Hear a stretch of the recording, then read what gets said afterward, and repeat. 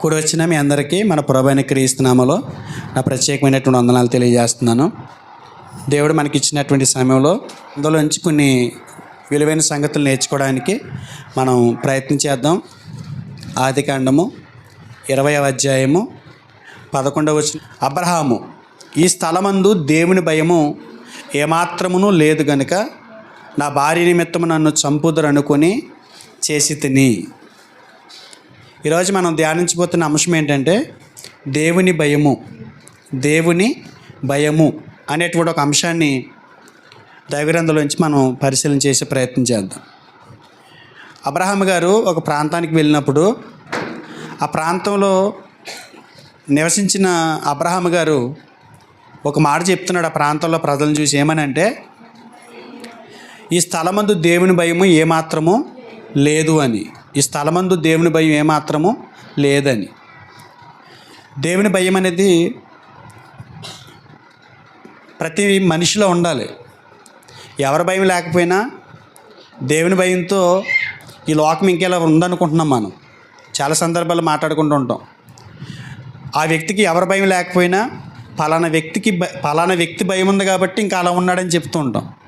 అలాగే ఇంకా ఈ లోకం ఇలా నిలబడి ఉందంటే అరకొరగా అక్కడ ఎక్కడో దేవుని భయం కలిగి ఉన్నటువంటి మనుషులు ఉన్నారు కాబట్టి ఇంకా ఈ లోకం ఇలా నిలబడి ఉంది అని మనం అనుకుంటూ ఉంటాం. దేవుని భయం అనేది ప్రతి మనిషికి అవసరం. దేవుని భయం అనేది ఉండాలి. అబ్రహాం గారు ఆ ప్రాంతానికి వెళ్ళినప్పుడు ఆ ప్రాంతంలో నివసించిన ఆ కొద్ది కాలంలో ఆయన గమనించింది ఏంటంటే, ఈ స్థలమందు దేవుని భయం లేదు. దేవుని భయం లేదు. ఎలా చెప్పగలిగాడు ఆయన దేవుని భయం లేదని? అంటే మనుషుల్ని గమనిస్తున్నాడు ఆయన. అక్కడ కాపురం ఉంటూ ఆ మనుషులు ప్రవర్తన, ఆ మనుషుల యొక్క నడవడిక, వాళ్ళ తీరుతెన్నులు చూసినప్పుడు, వాళ్ళు నివసిస్తున్నటువంటి ఆ విధి విధానాలు చూసినప్పుడు అబ్రహాం గారికి ఏమనిపించిందంటే, ఈ స్థలమందు ఏమి లేదు, దేవుని భయం లేదని చెప్తున్నాడు. ఆ రోజు అబ్రహాం గారు చెప్పినట్లుగానే ఈరోజు ప్రజెంటు ఈ దినం వరకు మనం కూడా మన జీవితంలో చాలా సందర్భాల్లో కొంతమందిని వాళ్ళ జీవితాన్ని పరిశీలన చేసినప్పుడు వాళ్ళకి దేవుని భయం అసలు లేదు అని మనం అనుకున్న సందర్భాలు కూడా ఉన్నాయి. మనం నివసిస్తున్నటువంటి ఈ కాలం, ఇప్పుడు మనం ఉన్న ఈ లోకంలో మనుషుల ప్రవర్తన చూసినా, వాళ్ళ నడవడిక చూసినా, వాళ్ళ జీవితాలు ఏంటి, ఎలా బ్రతుకుతున్నారు అని మనం ప్రశ్నించుకున్నప్పుడు మనకు వచ్చే జవాబు ఏంటంటే, దేవుని భయం మనుషుల్లో కనబడట్లా. రాను రాను దేవుని ఎడల మనుషులు భయం తగ్గిపోతుంది. మనుషుల్లో దేవుని భయం తగ్గిపోతుంది. పరిస్థితులు అలాగే ఉన్నాయి. దేవుని భయం ఉంటే ఎలా ఉంటుందో, దేవుని భయం లేకపోతే ఎలా ఉంటుందో క్రైస్తవులుగా మనం గమనించాలి. దేవుని భయం కలిగిన వారి జీవితాలు ఎలా దీవించబడ్డాయో, దేవుని భయం లేకపోవటం వలన వారి జీవితాలు ఎలా నాశనమైనాయో దేవుడు తన గ్రంథంలో రాయించి, గత కాలాల్లో మనకు మునుపు జరిగినటువంటి కాలాల్లో కొంతమంది వ్యక్తుల జీవితాల్లో నుంచి జరిగిన సంభవాల్ని దేవుడు తన గ్రంథంలో రాయించి మన చేతిలో పెట్టారు. దృష్టాంతములుగా వారికి సంభవించి యుగాంతమందున్న మనకు బుద్ధి కలగటానికి అవి మనం ధ్యానిస్తున్నాం, పరిశీలిస్తున్నాం. మనకు నిరీక్షణ, ఆదరణ కలగటానికి ఎలా అయితే ఆత్మ సంబంధమైన విషయాలు, సిద్ధాంతపరమైన విషయాలు నేర్చుకుంటున్నామో, అలాగే భయము, దేవుని ఎడల భయము, భక్తి కలిగి దేవుడు కోరినట్లుగా జీవించడానికి, ప్రభువారి యొక్క రాకడ కొరకు సిద్ధపడడానికి, ఆత్మీయ విషయాలు ఏదైనా లోపం ఉంటే బుద్ధి తెచ్చుకుని వాక్యమని సరి చేసుకోవడానికి మనం కూడా ఇలాంటి విషయాలు పరిశీలన చేస్తుండాలి. దేవుని భయము అనే విషయానికి వచ్చేసరికి ఇది అబ్రహాం గారు చెప్పినప్పుడే కాదు, అబ్రహాం గారు కాలానికి అలా ఉంది. ఆయన ఎక్కడైనా ప్రాంతానికి వెళ్ళారో ఆ ప్రాంతంలో ప్రజల పరిస్థితి ఎలా ఉంది, దేవుడంటే వాళ్ళకి భయం లేనట్టుగానే ఉంది. పౌలు గారి కాలానికి కూడా ఎలా ఉందో ఒకసారి మనం ఆలోచన చేస్తే, అంటే ధర్మశాస్త్ర కాలానికి వచ్చేసరికి ప్రజలు ఏ స్థితిలో ఉన్నారో, దేవుని భయం విషయంలో ఎలా ఉన్నారో ఒకసారి అడిగితే, రోమాపత్రిక 3వ అధ్యాయము 10 నుండి 18 వరకు ఒకసారి చదువుతాను చూడండి. అపోస్తలుడైన పౌలు రోమీయులకు రాసిన పత్రిక 3వ అధ్యాయము 10 నుండి రాయబడిన సంగతులు. ఇందుని గురించి రాయబడింది ఏమనగా, నీతిమంతుడు లేడు, ఒక్కడును లేడు. గ్రహించేవాడు ఎవడును లేడు. దేవుని వెతుకువాడు ఎవడును లేడు. అందరూ త్రోవ తప్పి ఏకముగా పనికి మాలిన వారైరి. మేలు చేయవాడు లేడు, ఒక్కడైనను లేడు. అంటే లోకం ధర్మశాస్త్రపు వెలుగులో లోకం యొక్క తీరుతెన్నులు ఎలా ఉన్నాయి చూడండి. నీతిమంతుడు లేడు, ఒక్కడు లేడు. దేవుని వెతుకువాడు లేడు, గ్రహించేవాడు లేడు. అందరూ కూడా ఎలా ఉన్నారు? త్రోవ తప్పి ఏకంగా పనికిల మాల వారు అయిపోయారట. మేలు చేయవాడు లేడు, ఒక్కడైనా లేడు. వారు గొంతుకి తెరిచిన సమాధి, తమ నాలుకతో మోసం చేస్తారు. వారి పెదవుల క్రింద సర్ప విషం ఉందంట. వారి పెదవుల కింద ఏముంది? సర్ప విషం ఉంది. వారి నోటి నిండా శపించుటయు పగ ఉన్నాయి.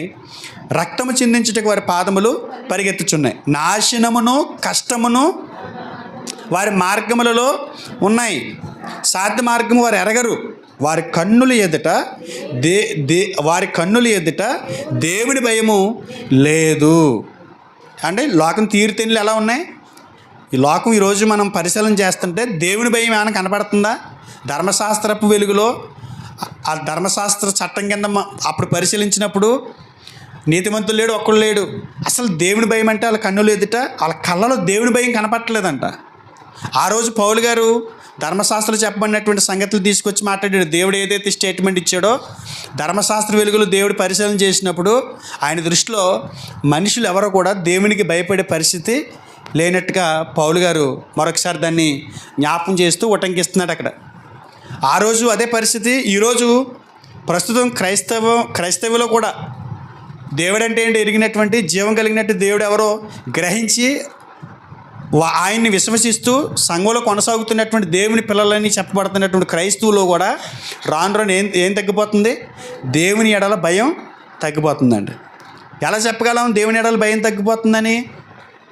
అసలు భయం అంటే ఏంటో చూద్దాం. భయం అంటే ఏంటో చూద్దాం. దేవుని ఎడల భయం తగ్గిపోతామంటే ఏంటో చూద్దాం ఒకసారి. దేవుని ఎడల భయం తగ్గిపోతామంటే ఏంటి? చెప్తూ ఉంటా కదా కొన్ని సందర్భాల్లో, భయం తగ్గిపోయింది, నీకు అసలు భయం లేదంటే ఏంటి అర్థం? అంటే పాపం పెచ్చిమీరిపోతున్నప్పుడు వారు చేయరైనటువంటి కార్యాలు అవి విచ్చలవిడిగా చేస్తున్నప్పుడు మనం అంటూ ఉంటాం, పిల్లలు తల్లిదండ్రులకు లోబడి ఒకవేళ వాళ్ళు పొరపాట్లు చేసేవాళ్ళు అయినా వాళ్ళు ఏం చేస్తారు? తల్లిదండ్రుల కళ్ళు కప్పుతూ తల్లిదండ్రులకు కనపడకుండా ఆ మూల ఈ మూల సీక్రెట్గా చేస్తుంటారు. అది కొంతకాలమే. తర్వాత మళ్ళీ ఏం చేస్తారు? బహిర్గతం అయిపోతారు. అంటే అర్థం ఏంటి? ముందు తల్లిదండ్రుల మీద భయంతో చేయకూడని ఆ నీచమైన పనులు చేశారు. కానీ ఇప్పుడు డైరెక్ట్గా తల్లిదండ్రులు ఎదుటే, లేకపోతే సేవకులు ఎదుటే, సంఘ తోటి విశ్వాసుల ఎదుటే చేస్తున్నారు. అంటే అర్థం ఏంటి? వారిలో ఏం తగ్గిపోయింది? భయం తగ్గిపోయింది. అలాంటప్పుడు మనం మాట్లాడుతుంటాం ఈ సందర్భాలు. ఆ పరిస్థితులు పెచ్చిమీరిపోయినప్పుడు భయం పోయింది వాళ్ళకి, అసలు వాళ్ళకి భయం లేదు అని మనం మాట్లాడుతుంటాం. చాలా సందర్భాల్లో క్రైస్తవులను ఉద్దేశించి మనం ఆలోచిస్తూ ఉంటే వాళ్ళ ప్రవర్తన, వారి మాట తీరు, వాళ్ళు సెల్ ఫోన్ మొబైల్ ఉంటుంది చూసారా, మొబైల్ వాడే తీరు అని చూసినప్పుడు కూడా కొంతమంది క్రైస్తవ పిల్లల్ని ఇలాగే ఆలోచించాల్సి వస్తుంది. అసలు వాళ్ళకి భయం ఉంటే ఇలాంటి ఎందుకు పెడతారు? వాళ్ళకి భయం ఉంటే ఇలాంటి పని ఎందుకు చేస్తారు? వాళ్ళకి భయం ఉంటే ఇలాంటి చేయగలిగేంత ధైర్యం ఎలా వచ్చేసిందని మనం మాట్లాడుతుంటాం. అంటే వాళ్ళకి ఏం పోయిందంటే భయం పోయింది. ముందు కుటుంబీకులంటే భయం పోతుందండి, తర్వాత సేవకుడంటే భయం పోతుంది, తర్వాత ఎక్కడికి వెళ్ళిపోద్ది? దేవుడన్నా కూడా భయం లేనటువంటి స్థితిలోనికి వెళ్ళిపోతారు. మనం చిన్నగానే స్టార్ట్ అవుతుంది ఏదైనా, చిన్నగానే ప్రారంభం అవుతుంది ఏదైనా, అది పెద్దదవుతుంది కదా. కొంతమంది కొంతమంది సహోదరులను చూసినప్పుడు నాకు అనిపిస్తుంది వాళ్ళ కళ్ళలో, వాళ్ళ ప్రవర్తనలో ఏమాత్రము కూడా దేవుని భయం లేదు అని. ఈరోజు క్రైస్తవ సంఘాల్లో మనం చూస్తున్నాం, భయం పోయింది వాళ్ళకి. అసలు ఎంతకీ భయం అంటే ఏంటి? భయం అంటే ఏంటి?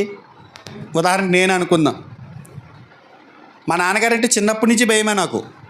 ఒకసారి ఆయన చీపురు కట్టించి కొట్టాడు, ఒకసారే కాళ్ళ మీద కొట్టాడు. ఏదో ఎక్కడో ఈతకాయలు కొడతకి వెళ్తే ఆవిడ మీద రాడ్ వేస్తే ఆడి మీద పడింది. వెళ్ళి ఈతకాయలు కొట్టేటప్పుడు రాడ్ వెళ్ళి ఆడి మీద పడింది. వచ్చేసి చీపురు కట్టించి కొట్టాడు తిరగేసి. అది మొదలుకొని ఇప్పటికీ భయమే. మేము ఏం చేయాలనుకున్నా కనీసం మాకు స్వేచ్ఛనిచ్చేసాడైనా ఎవరి బతుకాలు బతుకుతున్నాం, ఎవరి ఫ్యామిలీలలో పోషించుకుంటున్నారు. ఇప్పటికీ భయమే. వాస్తవానికి నేను తిరగబడితే ఆయన నన్ను ఏం చేయగలడా? ఒక 75 సంవత్సరాల ముసలోడు నన్ను ఏం చేయగలడా నేను తిరగబడితే? మరి భయపడతామేంటి? ఈ వృద్ధుడైన తండ్రికి ఇంకా భయపడతామేంటి? అంటే భయము అంటే ఏంటి? గౌరవించటం. ఇక అర్థమవుతుందండి. భయము అంటే ఇలా వణుకుపోవటం కాదు. భయము అని అంటే ఇలా 2 చేతులు కట్టుకుని ఒబీడియన్స్ కనపరచడం కాదు. భయం అంటే ఏంటంటే మనకు అందులో అర్థమయ్యేది ఏంటంటే భయము అనగా గౌరవించటం. వృద్ధుడైన తండ్రి ఆయన మనల్ని ఏం చేయలేడు, కానీ మనం ఏం చేస్తుంటాం? భయపడుతుంటాం. దేనికి భయపడతాం? గౌరవించి, పెద్దవాడు కదా అని. అన్నదమ్ములు చూడండి, కొంతమంది అన్నదమ్ములు ఉంటారు. తమ్ముడు లావునంత మంచి పికప్ మీద ఉంటాడు, అన్న చూస్తేనేమో సన్నగా ఫేల్గా ఉంటాడు. మన్నే వచ్చేస్తున్నాడు రే, మన్నే అంటాడు. ఏంటి సన్నగా ఉన్నాడు, ఏం చేస్తాడు మీ అన్నయ్య? మీ అన్నకి భయపడిపోతున్నావేంటి అని అన్నారు అనుకోండి. అన్నయ్య సన్నగా ఉన్నాడు లేకపోతే లావుగా ఉన్నాడు, అన్నయ్య లావుగా ఉన్నాడు కాబట్టి అతను నన్ను కొట్టేస్తాడని నేను భయపడుతున్నాను అని కాదు. అన్నయ్య అంటే నాకంటే ముందు పుట్టాడు, నేనంటే ఆయనకి ప్రేమ, ఆయన నా మీద ఉన్న ప్రేమను బట్టి నేను ఆయనకి గౌరవంతో నేను లోబడుతున్నాను, భయపడుతున్నాను. ఇది భయం అంటే. భయం అంటే వణుకుపోవటం కాదు. భయం అంటే ఏదో శరీరంతో ఈ దేహంతో ఈ దేహ వైఖరితో కనపరుచుకునేటువంటి పని ఏం కాదు అది. భయము అని అంటే ఎక్కడున్నా కూడా వాళ్ళని గౌరవించటం కదా.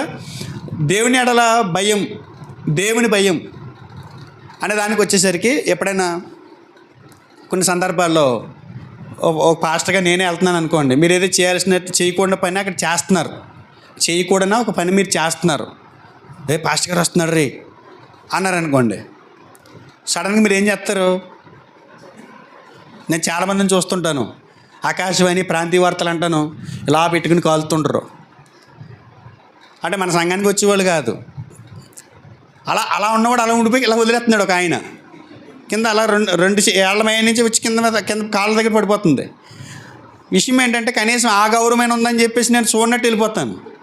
చూసి ఇల్లు అన్నాను అనుకోండి, మొత్తం భయం పోద్ది. చూసేసాడు ఈయన, రేపటి నుంచి చైల్డ్ స్మోకర్ అయిపోతాం, లైన్ ఎట్టేద్దాం అనుకుంటాడు. అంటే ఏం చేస్తున్నాడు? అక్కడ జరుగుతుంది ఏంటి? భయపడుతున్నాడు. అలా కాకుండా వచ్చి మానేసి నా మీద కోపంతో మానేసినాడు ఒకవేళ అలాంటి పరిస్థితులకు వెళ్ళాడు అనుకోండి, నువ్వు ఇలా చేస్తున్నావు, ఇగో పాస్టర్ గారు వస్తున్నాడు అని అనుకో, ఆయన ఏమన్నా నన్ను పోషిస్తున్నాడా? లేకపోతే ఆయన డబ్బులు ఇస్తే ఆయన పోషిస్తుంటే ఆయన ఇచ్చిన డబ్బులతో నేను చేస్తున్నాను ఈ పని, ఆయన ఏమన్నా పెద్ద పోటుగాడే ఏంటి? లేకపోతే ఆయన ఏమన్నా పెద్ద గొప్పోడా? ఆయన ఏమన్నా నాకేమైనా పుస్తక కట్టాడా? ఆయన ఏమన్నా నన్ను పోషిస్తున్నాడా అని మనం మాట్లాడుతుంటాం కదా. ఎప్పుడు? భయం పోయినప్పుడు కాదండి, మనం అంటే గౌరవం లేనప్పుడు. ఆయన నన్ను పోషిస్తున్నాడా, ఆయన పెద్ద పోటుకాడా అని. పోషిస్తేనే భయపడాలా? ఏదైనా మనకి సహాయం చేస్తేనే భయపడాలా? మరి దేనికి భయపడాలి కదా. అంటే నేనేమన్నాను, ఒక విషయం మళ్ళీ జ్ఞాపకం చేస్తున్నాను మీకు, ఇందాక చెప్పిందే. ఎప్పుడైనా భయపడాల్సిన వాళ్ళకి భయపడనప్పుడు, ఎందుకు భయపడతలేదని ఎవరైనా అడిగినప్పుడు మనం దానికి సమాధానం ఇస్తూ, ఆయన ఏమన్నా నన్ను పోషిస్తున్నాడా, ఆయన డబ్బులు నాకు ఇస్తున్నాడా, నేను ఎందుకు భయపడాలి అని మనం సటైరికల్గా మాట్లాడుతుంటాం కదా. అదంటాను నేను, వాస్తవానికి నిజమే అనుకుంటున్నాను నేను. మనల్ని పోషించేవాడికే భయపడాలేమో, మనల్ని నడిపించేవాడికే భయపడాలేమో, మనల్ని అన్నీ చూసుకునేవాడికే భయపడాలేమో కదా. ఆ కొండలోనే ఆలోచిద్దాం, పోనీ వాళ్ళ కరెక్ట్ అనుకుని ఆ కొండలోనే ఆలోచిద్దాం. దేవుని భయము అనే విషయానికి వచ్చేసరికి దేవునికి ఎందుకు భయపడాలి? పలానా వ్యక్తికి నువ్వు ఎందుకు భయపడలేదు అన్నప్పుడు, అతను ఏమన్నా నన్ను పోషిస్తున్నాడా, అతను ఏమన్నా నన్ను నడిపిస్తున్నాడా, అతను ఏమన్నా నాకు జీవాన్ని ఇస్తున్నాడా, అతను ఏమన్నా నాకు అది ఇస్తున్నాడు, ఇది ఇస్తున్నాడు, అది చేస్తున్నాడు, ఇది చేస్తున్నాడు అంటాం కదా. ఆ కోణంలోనే వెళ్దాం, పోనీ ఆ కోణంలోనే ఆలోచిద్దాం. దేవునికి ఎందుకు భయపడాలి అని దేవునికి భయపడని అన్నప్పుడు దేవునికి ఎందుకు భయపడాలి అని అనాల్సి అని ఎదురు తిరిగి ప్రశ్నిస్తే మాత్రం దేవునికి ఎందుకు భయపడాలో చెప్తాను. దేవునికి ఎందుకు భయపడాలో చెప్తాను. భయపడట్లా, మనలో కొంతమంది భయపడట్లా. కొంతమంది ఏం చేస్తున్నారంటే దేవునికి భయపడినట్లు నటిస్తున్నారు. దేవునికి భయపడినట్లు నటిస్తున్నారు. ఎవరి దగ్గర? దేవుని దగ్గర కాదు, ఇతరుల దగ్గర, సంఘం దగ్గర, సొసైటీలో ఏదో దేవుడికి భయపడుతున్నట్టుగా చూపిస్తారు, కానీ వాళ్ళకి దేవుని భయం లేదు. అంటే వాళ్ళు ఏం చేస్తున్నారంటే దేవుణ్ణి వెక్కిరిస్తున్నారు. దేవునికి భయపడుతున్నట్టు నటించే ప్రతి వ్యక్తి కూడా దేవుణ్ణి ఏం చేస్తున్నాడో తెలుసా? వెక్కిరిస్తున్నాడు, అవమానపరుస్తున్నాడు. భయం లేకుండా చేసే ప్రతి పని కూడా దేవుని వెక్కిరించేదై ఉంటుంది. దేవుని భయం లేకుండా చేసే ప్రతి కార్యము కూడా అది దేవుని వెక్కిరించేదై ఉంటుంది. కానీ బైబిల్ అంటది దేవుడికి ఎందుకు భయపడాలో నేర్చుకునే ముందు ఒక విషయాన్ని ఆలోచించేద్దాం. గలతీయులకు రాసిన పత్రిక 6వ అధ్యాయము, గలతీయులకు రాసిన పత్రిక 6వ అధ్యాయము 7వ వచనం చూడండి. మోసపోకుడి, దేవుడు వెక్కిరింపబడడు. మనుషుడు ఏమి విత్తునో ఆ పంటనే కోయును. మోసపోవద్దు. అంటే ఎవరు మోసపోతున్నారు ఇక్కడ? మనం మోసపోతున్నాం అంటే ఎంతకని ఇతరుల దగ్గర మనం ఏం చేస్తున్నాం? దేవుడికి భయపడిపోతున్నట్లు నటిస్తున్నాము, దేవుడికి భయపడిపోతున్నట్లు చూపిస్తున్నాము. అంటే దేవుడికి భయపడకుండా పనులు చేస్తూ దేవునికి భయపడుతున్నట్లుగా చేసే వ్యక్తి, చూపించుకునే వ్యక్తి దేవుడిని ఏం చేస్తున్నాడు? వెక్కిరిస్తున్నాడు అనుకుంటే ఇక్కడ పౌలు గారు అంటాడు, మోసపోవద్దు, దేవుడు వెక్కిరింపబడడు.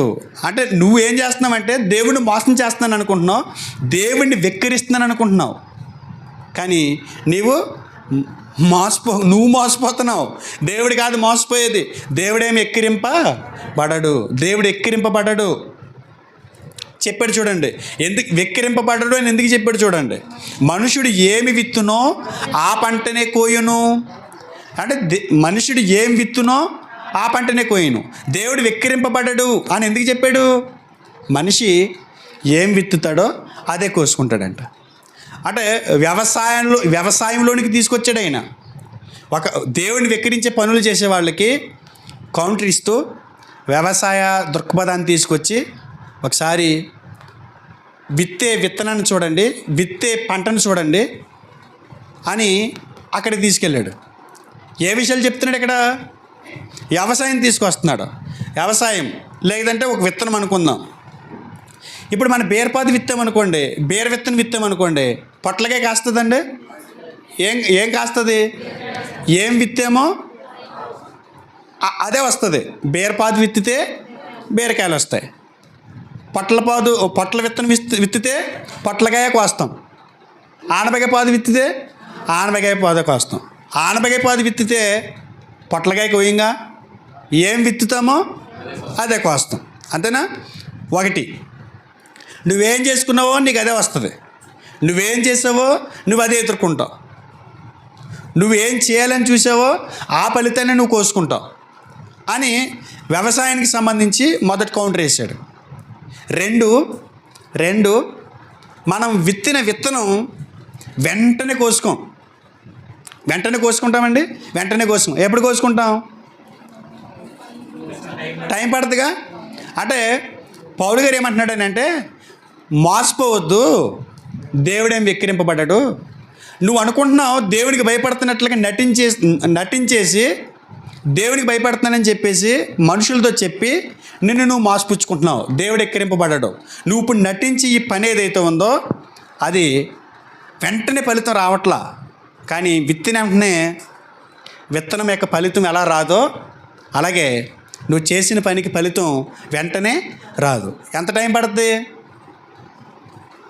మొగ్గాలి కాదు, ఏమవ్వాలది?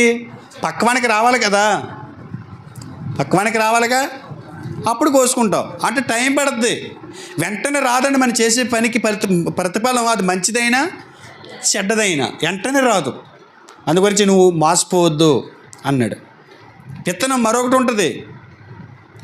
ఒకటి విత్తిందే కోసుకుంటాం, 2 టైం పడుతుంది, 3 విత్తిననే కోసుకోం, ఎక్కువ కోసుకుంటాం. ఒక్క విత్తనం వేయండి, ఒక పాదు వస్తుంది. ఒక విత్తనం విత్తితే ఎన్ని కాయలు కోసుకుంటావు చెప్పాలి. మీకు అర్థం అవ్వలేదా? విత్తనం ఒకటి విత్తుతాం, కానీ ఆ పాదు ఎన్ని కాయలు ఇస్తుంది కదా. నువ్వు ఒకటే విత్తావు, కానీ నువ్వు చాలా కోసుకుంటావు.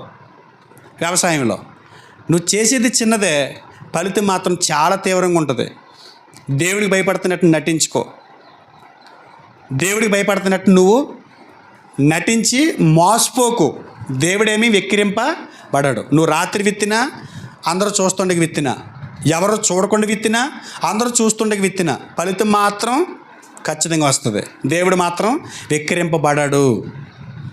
నేనేమంటానంటే దేవుని భయం ఉన్నట్టుగా మనం నటించకూడదండి. దేవుని భయం మనకి ఆశీర్వాదం అండి. దేవుని భయం కలిగి ఉండటం మన జీవితాలు దీవెనకరంగా నడుస్తాయండి. ఇవాళ చాలామంది క్రైస్తవ బిడ్డలు వారి కుటుంబాలు దీవెనకరంగా ఉండకపోవటం గల కారణం ఏంటి తెలుసా? వారిలో దేవుని భయం లేదండి, బొత్తిగా లేదండి దేవుని భయం. పౌలు గారు ఏమన్నాడు ఇందాక? పౌలు గారు ఏమన్నాడు? దేవుని భయం వారి కన్నులు ఎదుటి దేవుని భయం లేదంట. అంటే వాళ్ళ కళ్ళలో ఏం కనపడట్లేదు? భయం కనిపించట్లా. కళ్ళలో భయం కనిపించట్లేదంటే అర్థం ఏంటి? నడవడికలో ప్రవర్తనలో దేవుని భయం కనపడట్లేదండి. భయం పోయిందండి బొత్తిగాను. దేవుని భయం పోయిందండి. ఇందాక మీరు అడిగినట్లు దేవునికి ఎందుకు భయపడాలి అని మనం ప్రశ్నించుకుంటే దేవునికి ఎందుకు భయపడాలి ఒకసారి చూద్దాం. అపోస్తల కార్యములు 14:15 అయ్యలారా, మీరు ఎందుకు ఇలాగ చేయుచున్నారు? మేము కూడా మీ స్వభావం వంటి స్వభావం గల మన నరులమే. మీరు ఈ వ్యర్థమైన వాటిని విడిచిపెట్టి ఆకాశమును, భూమిని, సముద్రమును, వాటిలో ఉండి సమస్తమును సృజించిన జీవము గల దేవుని వైపు తిరగవలనని మీకు సువార్త ప్రకటించుచున్నాము. ఏం చెప్తున్నాడంట? సువార్త చెబుతున్నాడంట. ఎందుకని? మీరు వ్యర్థమైన వాటిని విడిచిపెట్టి, మీరు చేసే వ్యర్థమైనటువంటి పనులు ఏవైతే ఉన్నాయో, మీరు చేసే వ్యర్థమైన క్రియలు విడిచి ఆకాశమును, భూమిని, సముద్రములు, వాటిలో ఉండు సమస్తమును సృజించిన జీవము గల దేవుడు. ఆకాశాన్ని, భూమిని, సముద్రాన్ని, వాటిలో ఉండు సమస్తము సృష్టించిన జీవము గల దేవుడు. ఆ దేవుని వైపు మీరు తిరగండి అని మాట్లాడాడు. ఇర్మీయా గ్రంథం 5వ అధ్యాయము 22వ వచనం చూడండి. సముద్రము దాటలేకుండానట్లు దాని తరంగములు ఎంత పొర్లినను అవి ప్రబలలేకయు, ఎంత ఘోషించినను దాన్ని దాటలేకయు ఉండునట్లును నిత్య నిర్ణయం చేత దానికి ఇసుకను సరిహద్దుగా నియమించిన నాకు మీరు భయపడరా? నా సన్నిధిని వనకరా? ఇదే యెహోవాకు. దేవునికి ఎందుకు భయపడాలి? ఆయన సృష్టికర్త కనుక. ఈ సృష్టిని చేసింది ఎవరు? ఆయన సృష్టికర్త కనుక. ఆకాశమును, భూమియు, అందరి సమస్తము చేసినటువంటి దేవుడు కనుక. ఏమర్థమవుతుంది మీకు ఇందులో?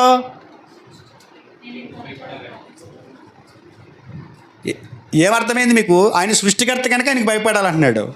సముద్రము ఎంత ఘోషించినను దానిని దాటలేక ఉండునట్లు, ఎంత పొర్లినను అది ప్రబలలేక ప్రజల మీదకి రాకుండానట్లును దేవుడు సముద్రానికి ఏం వేసాడంటండి? ఇసుకని సరిహద్దుగా వేసాడంట.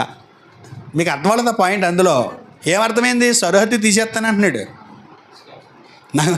నేను సముద్రం దగ్గరికి వెళ్ళేటప్పుడు మనం అనుకుంటాం, అజ్జి నాయనో ఏంటి సముద్రం, ఈ కెరటాలు ఏంటి, వాటర్ ఏంటి, ఒక్కసారికి ఈ వాటర్ భూమి మీద పడిందంటే ఎలా ఉంటుంది మనం అనుకుంటాం కదా. 2004లో సునామీ 2004 కదా. 2004 సునామీ వచ్చింది కదా. మొత్తం ప్రపంచంలో చాలా దేశాలు కుదేలైపోయినాయి. ఇప్పటికీ తేరుకోలేదు కొన్ని దేశాలు అయితే సునామీ దెబ్బకి. ఏంటనుకుంటున్నారు? ఇసుకని పిల్లలతో ఇలా లాగాడంట. దేవుడు పిల్లలతో ఇలా లాగాడంట. ఎవరన్నా ఫ్యాను స్విచ్లు ఈ పాస్టర్ గారి దగ్గర ఉన్నాయి. అది తిరుగుతూ సడన్గా ఇలా కిందకు వచ్చి మళ్ళీ వెళ్ళిపోతుంటుంది అంటే స్ప్రింగ్ యాక్షన్ లాగా అని అన్నారు అనుకోండి. ఈ బటన్స్ నా దగ్గర ఉంటాయి. ఆ ఫ్యాన్లు తిరుగుతుండగా ఇలా వచ్చి కిందకు వచ్చి పైకి వెళ్ళే సిస్టమ్ నా దగ్గర ఉన్నప్పుడు నాకు మీరు భయపడరా అన్నాను అనుకోండి. అర్థం ఏంటి అంటే చెప్పాలి. నువ్వు పడుకున్నావు అనుకో, ఇలా నొక్కుతాను, అది వచ్చి టెంకి మీద ఒకటి పీకి వెళ్ళిపోద్ది మామిడి మీద కదా. అంటే స్విచ్ నా దగ్గర ఉన్నప్పుడు మీరు ఏం చేయాలి?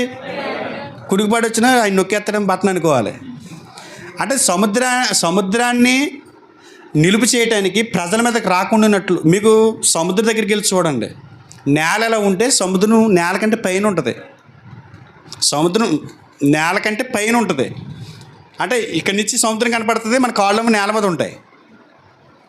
మరి వాటర్, సముద్రంలో ఉన్న వాటర్ నేల మీదకి ఎందుకు రావట్లేదు? దేవుడు అంటే సరిహద్దులు వేసాడంటే ఇసుకని. నాకు భయపడరా అంటే ఏంటి అర్థం? తీసేనా అంటే నా చేతులు ఇన్ని ఉన్నాయని కూడా తెలిసి కూడా మీరు భయపడరా? పంటలు ఇచ్చేది ఎవరు? వర్షం కురిపించేది ఎవరు? నాకు భయపడరా అంటే అంటే ఆపేస్తాడా కదా? అంటే మనం ఎవరో ఉనికితో బ్రతుకుతున్నాం, ఎవరిని బట్టో చలిస్తున్నాం. ఆయన పెట్టిన భిక్ష అన్నిది, తినేది, తాగేది, కట్టుకునేది అన్నీ ఆయన ఇచ్చే భిక్ష. కానీ ఆయనకి మాత్రం భయపడట్లేదు. మనం వ్యక్తిగతంగా కూడా ఆయన టార్గెట్ చేయగలడు. దేవునికి భయపడకపోతే మన పరిస్థితులు తారుమారైపోతాయి. ఇవాళ నీకు తినటానికి కరువు ఏర్పడుతుందంటే కారణం నీకు దేవుని ఎడల భయం లేదు. నువ్వు కట్టుకోవడానికి వస్త్రాలు కూడా ఉండట్లేదంటే నీకు దేవుని ఎడల భయం లేదు, తగ్గిపోయింది.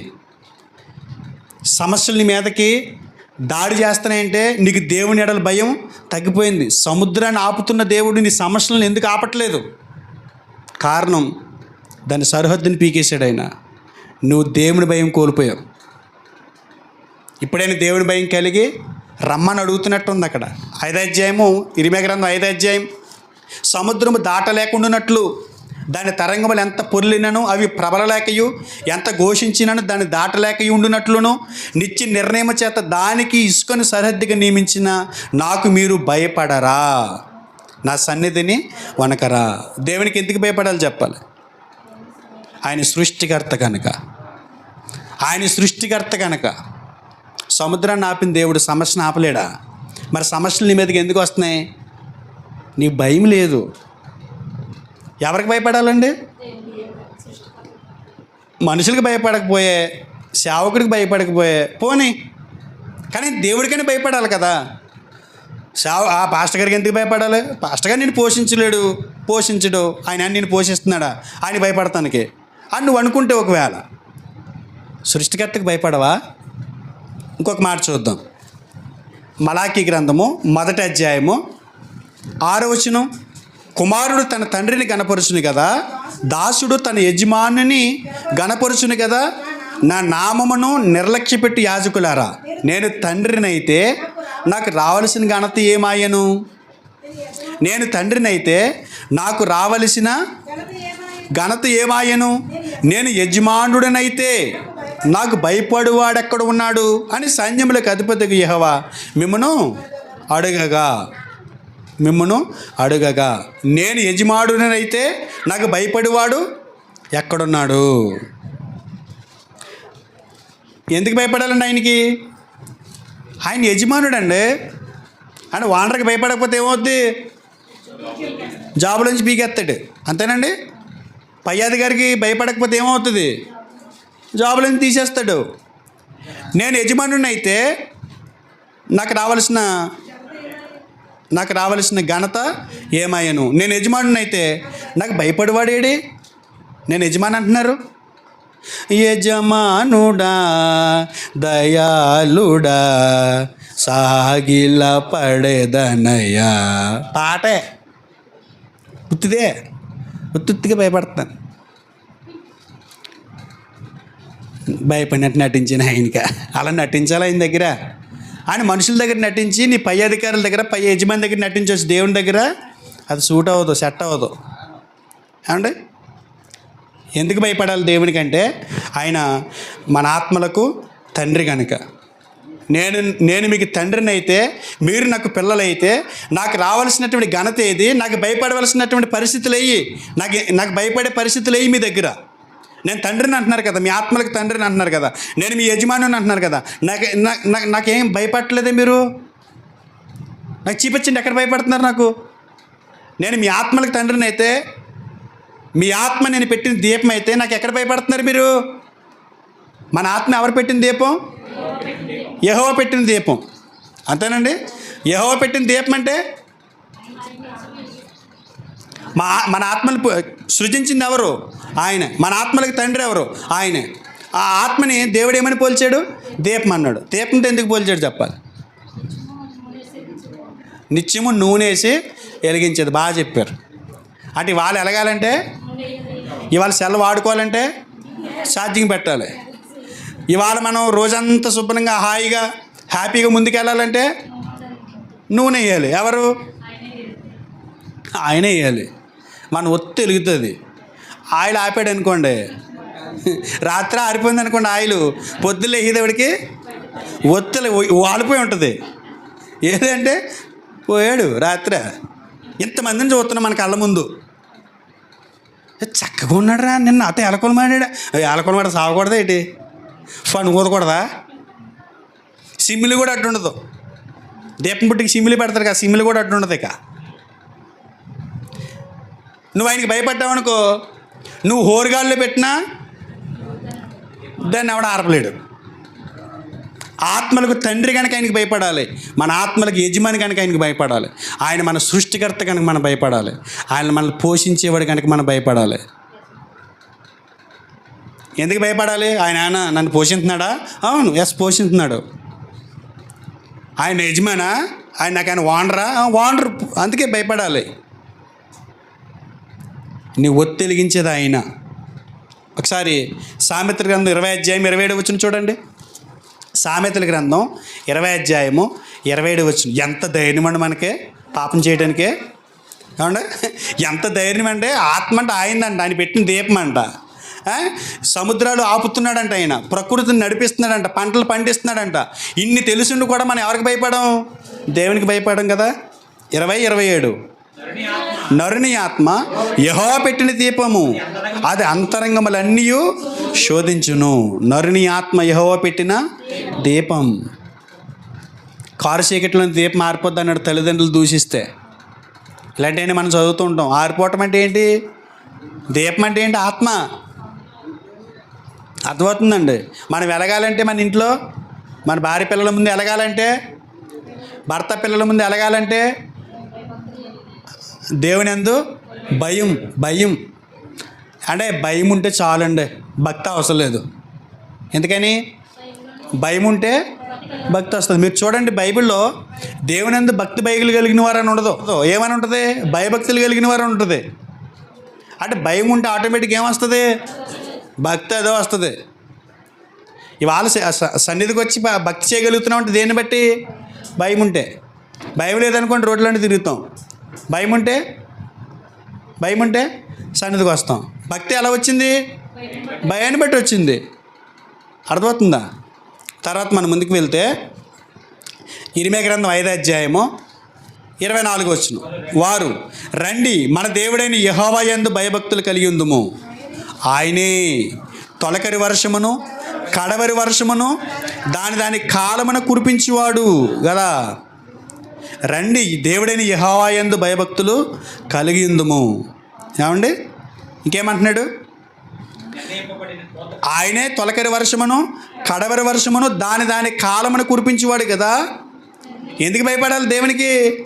ఎందుకు దేవుని యందు భయభక్తులు కలిగి ఉండాలి అంటే, తొలకరి వర్షాన్ని కడవరి వర్షాన్ని దాని కాలాలను జరిగించేవాడు ఆయనే. నిర్ణయింపబడిన కోతకాలపు వారములను ఆయన మనకు రప్పించునని తన మనసులో అనుకొనరు. మీ దోషములు వాటి క్రమము తప్పించాను, మీకు మేలు కలకుండుటకు మీ పాపములే కారణం. దేవుని యందు భయం లేకుండా చేసే పాపాలు వాటి క్రమం తప్పించేసింది. మీకు మేలు కలగకపోవటానికి దేవుని యందు మీకు భయం లేకుండా చేసే పాపమే. అంటే దేవునికి ఎందుకు భయపడాలంటే, మనకు కావలసినవన్నీ కూడా ఆయన దయచేయుచున్నందున, మనకు కావలసినవన్నీ కూడా దయచేయుచున్నందున మనం ఎవరికి భయపడాలి? దేవునికి భయపడాలి. అన్నీ ఇచ్చేవాళ్ళకి భయపడాలండి. అన్నీ ఇచ్చేటోళ్ళకి భయపడాలా? భయపడకపోతే ఆగిపోతాయండి? ఆగుతాయా? మీరు చెప్పట్లేదు నాకు. ఆగుతాయా? ఆగుతాయి. చాలామందికి ఆగిపోయినాయి. చాలామందికి సోర్సెస్ ఆగిపోయినాయి, ఇన్కమ్ ఆగిపోయింది.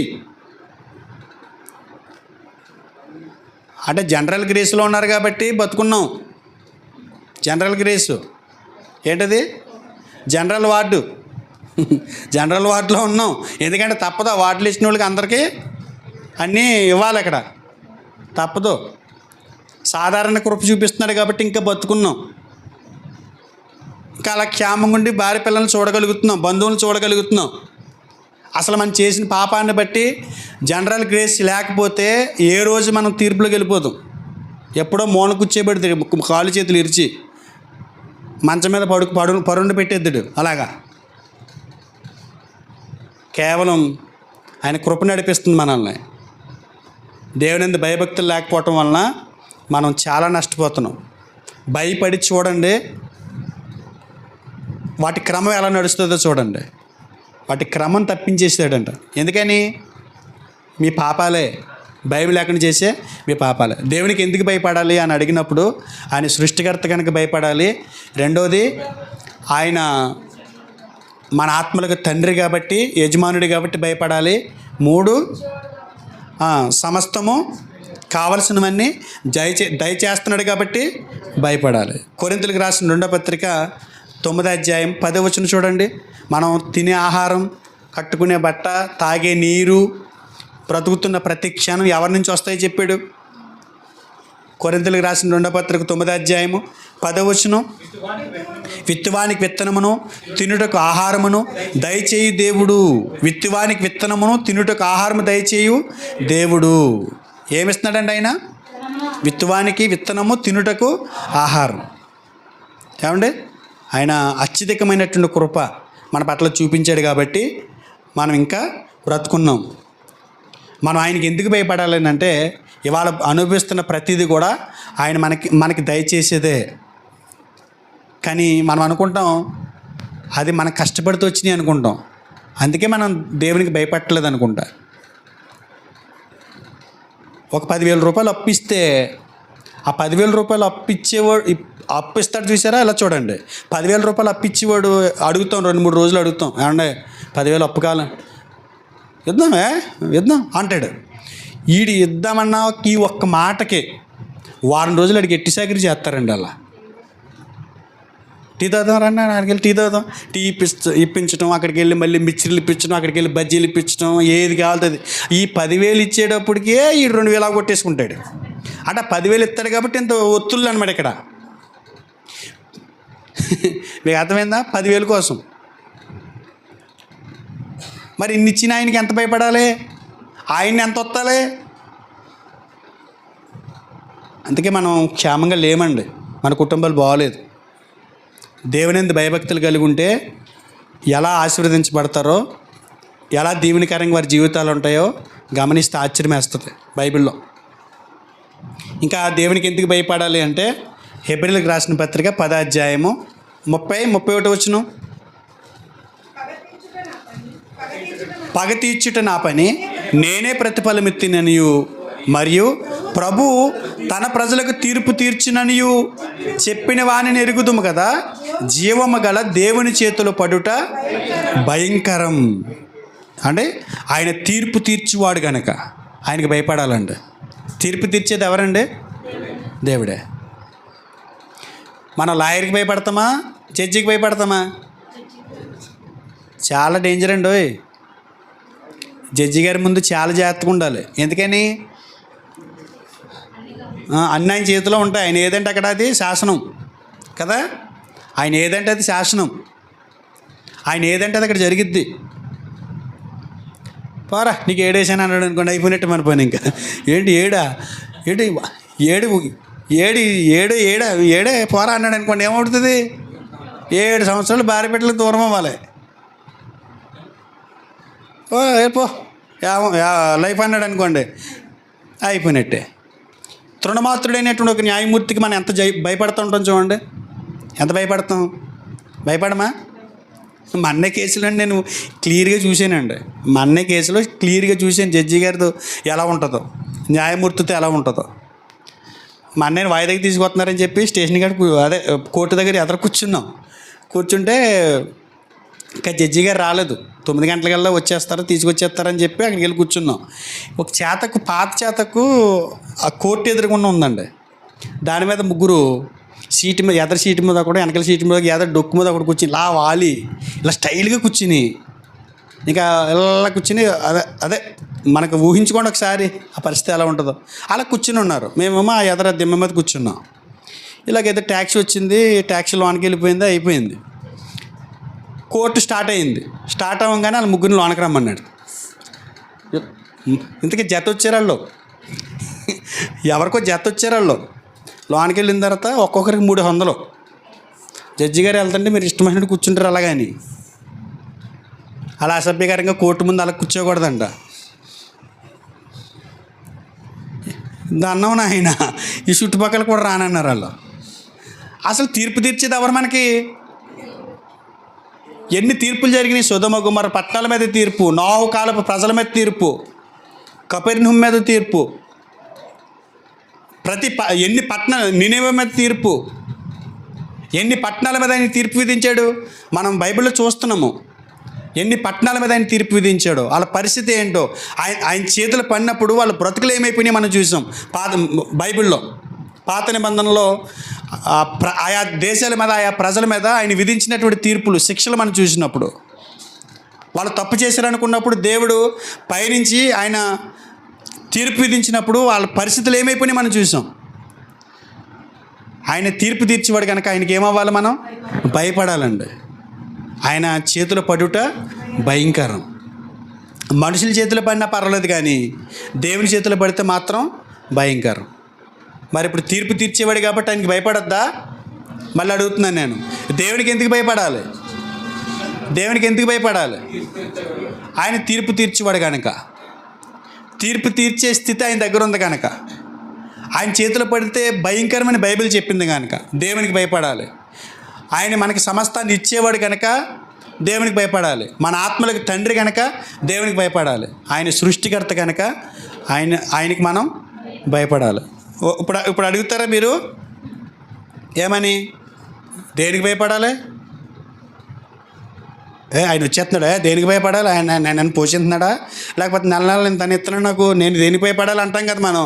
ఇప్పుడు అడగండి ఆ మాట, దేనికి భయపడాలని అడగండి. దేనికి భయపడాలి? దేవునికి. అయ్యా, దేవునికి భయపడాలి. సృష్టికర్త కాబట్టి, సృష్టి ఆయన చేతిలో ఉంది కాబట్టి, మన ఆత్మలకు తండ్రి కాబట్టి, మన ఆత్మ ఆయన పెట్టిన దీపం కాబట్టి,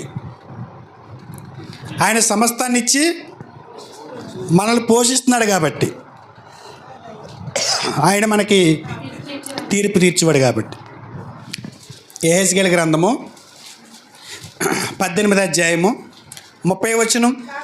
కాబట్టి ఇశ్రాయేలీయుల వారలారా, ఎవని ప్రవర్తన బట్టి వానికి శిక్ష విధింతును, ఎవని ప్రవర్తన బట్టి వానికి శిక్ష విధింతును, ఎవని ప్రవర్తన బట్టి వానికి శిక్ష విధింతును. మనసు త్రిప్పుకొని మీ అక్రమములను మీకు శిక్షా కారణము కాకుండానట్లు వాటన్నిటినీ విడిచిపెట్టండి. విడిచిపెట్టకపోతే ఏం చేస్తాడు ఆయన? ఎవని ప్రవర్తన బట్టి వానికి శిక్ష విధిస్తాను, తీర్పు తీర్చేవాడిని నేను.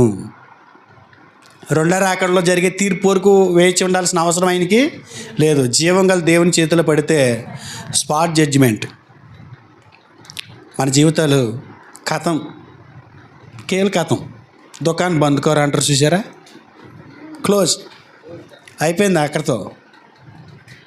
ఆయన చేతిలో పడే వరకే. ఆయన చేతిలో పడితే మాత్రం మనం చాలా ప్రమాదాలు పడతాం. ఇప్పటికీ మనకు అర్థమైపోవాలి దేవునికి ఎందుకు భయపడాలి. ఎందుకు భయపడాలంటే ఆయన మనల్ని కన్నవాడు కాబట్టి, మనల్ని పోషించేవాడు కాబట్టి, మనకి ఇచ్చేవాడు కాబట్టి. ఆయన ఏమైనా పోటుగాడు అంటే పోటుగాడు కాబట్టి ఆయనకి భయపడాలి. ఆయనకి భయపడాలి. భయపడకపోతే, దేవుని భయపడక శిక్షలు అనిపించిన వాళ్ళని చూపిస్తాను మీకు. దేవునికి భయపడలేదు వాళ్ళకి దేవుడు ఎలాంటి శిక్షలు వేసాడో చూద్దాం. సంఖ్యాకాండము 12వ అధ్యాయము, మీరు ఇంటికి వెళ్ళిన తర్వాత చదవండి. మొదటి నుండి 10వ వచనం వరకు. సంఖ్యాకాండము 12వ అధ్యాయము మొదటి నుండి 10వ వచనం వరకు మీరు రాసుకోండి. ఈ సందర్భం ఏంటో తెలుసా? దేవునికి భయపడకుండా దైవజనుడి మీద సనిగినటువంటి మిరియం మనకు కనబడుతుంది. దైవజనుడి మీద ఏం చేస్తుందంట? ఆమె సనిగిందంట. ఏం పొందుకుందామే? మీరు దేవుని సేవకుడిని ఏమి అనకూడదంట అక్కడ. అంటే దేవుని సేవకుడిని అంటే ఎవరిని అన్నట్టు? దేవుని అన్నట్టు లెక్క. దేవుని విషయంలో సనుక్కున్నట్టు లెక్క. ఈమె అనుకుంది మా తమ్ముడే కదా అనుకుంది, మా తమ్ముడే కదా, మా బంధువే కదా అనుకుంది. కానీ ఏం జరిగింది? సనుక్కుందామే, సనుక్కుంది. లెక్కలు చెప్పుకునేవాడు మోషే దేవునికి. మధ్యలో ఈమె ఎవరు? కరెక్ట్ కాదు కదా. మీరు అధ్యాయం అంతా చదవండి. కూషు దేశపు స్త్రీని వివాహం ఆడినందుకు అహరోనుతో కలిసి మిరియాము మోషే గారిని చాలా చందనాడింది, చాలా అక్కడ తక్కువ చేసి మాట్లాడింది. మోషే విషయంలో నేను చాలా బాధపడుతున్నాను. ఒకసారి చెప్పాడు చూడండి, 12వ అధ్యాయము 4వ వచనం. యెహోవా మీ ముగ్గురు ప్రత్యక్ష గుడారమునకు రండని హఠాత్తుగా మోషే అహరోను మిరియాములకు ఆజ్ఞ ఇచ్చాను. ఆ ముగ్గురు రాగా యెహోవా మేఘస్తంభంలో దిగి ప్రత్యక్ష గుడారం యొక్క ద్వారం వద్ద నిలిచి అహరోను మిరియాములను పిలిచాను. వారిద్దరూ రాగా ఆయన నా మాటలు వినుడి, మీలో ప్రవక్త ఉండిన ఎడల యెహోవానకు నేను దర్శనమిచ్చి అతడు నన్ను తెలుసుకున్నట్లు కలలో అతనితో మాట్లాడదును. నా సేవకుడైన మోషే అట్టివాడు కాడు, అతడు నా ఇల్లంతటిలో నమ్మకమైనవాడు. నేను గోడ భావములతో కాదు, దర్శనమిచ్చి ముఖాముఖి అతనితో మాట్లాడదును. అతడు యెహోవా స్వరూపమును నిదానించి చూచును. కాబట్టి నా సేవకుడైన మోషేకు విరోధంగా మాట్లాడేటకు మీరేళ భయపడలేదనెను. మీరేళ భయపడలేదు, నాకు భయపడాలి మీరు. యెహోవా కోపం వారి మీద రగులు కొనగా ఆయన వెళ్ళిపోయాను. కుష్ఠరోగం వచ్చేసిందండి. మిరియాము దైవజనుడి మీద సనుక్కోవటం ద్వారా, దైవజనుడి మీద సనుక్కోవటానికి గల కారణం ఏంటంటే దేవుడంటే భయం ఆమెకి లేదు. మోషేని అంటున్నాను అనుకుంది, ప్రవక్తని అంటున్నాను అనుకుంది. కానీ ఆ ప్రవక్త ఎవరి ప్రవక్త? దేవుని ప్రవక్త. అంటే ప్రవక్తనన్నా దైవజనుడిని అన్నా ఎవరిని అన్నట్టు? దేవుని అన్నట్టు లెక్క. కనుక మిరియాము దేవుని భయపడక ఏం తెచ్చుకుంది? కుష్ఠరోగం తెచ్చుకుంది. ఏమండి? కుష్ఠరోగం తెచ్చుకుంది. దేవుని భయపడక దేవునితో అబద్ధమాడి ప్రాణాలు కోల్పోయినటువంటి అననీయ సప్పీర మనకు కనబడతారండి. ఒకసారి చూద్దాం. అపొస్తలుల కార్యములు 5వ అధ్యాయము 5వ వచనం చూడండి. అననీయ ఈ మాటలు వినుచునే పడి ప్రాణం విడువగా వినిన వారందరికీ మిగులు భయం కలిగాను. అప్పుడు పడుచువాడు లేచి వారిని బట్టతో చుట్టి మోసుకుని పోయి పాతిపెట్టిరి. 10వ వచనం కూడా చూడండి. వెంటనే ఆమె అతని పాదముల యొద్ద పడి ప్రాణము విడిచెను. ఆ పడుచువారు లోపలికి వచ్చి ఆమె చనిపోయినది చూచి ఆమెను మోసుకుని పోయి ఆమె పెనిపెట్టి వద్ద పాతిపెట్టిరి. సంఘం అంతటికి ఏం కలిగిందండి?